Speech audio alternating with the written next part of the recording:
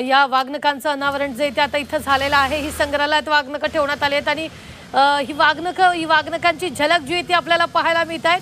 ही सगळ्यात मोठी बातमी आणि आनंदाची बातमी शिवप्रेमींसाठी, इतिहासप्रेमींसाठी, कारण ही वाघनखांची पहिली झलक या दृश्यांमध्ये आपल्याला पाहायला मिळते।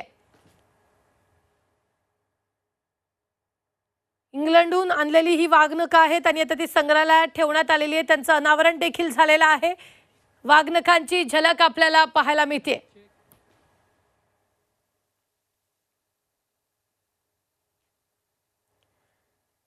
इंग्लंडहून आणलेली वाघनखं आपल्याला या दृश्यांमध्ये पाहायला मिळत आहेत।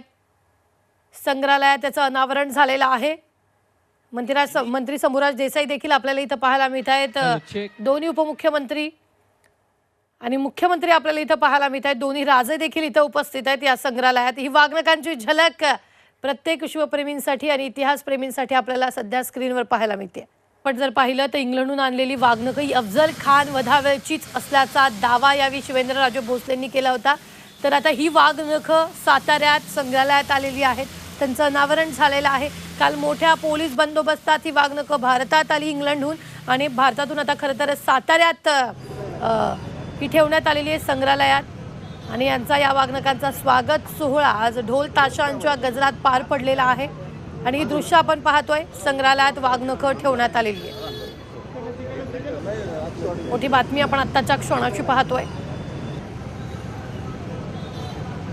ही वाघनखं सध्या या दृश्यांमध्ये आपल्याला पाहायला मिळत आहे। या दृश्यांमध्ये ही पहिली झलक वाघनखांची आपल्याला पाहायला मिळते।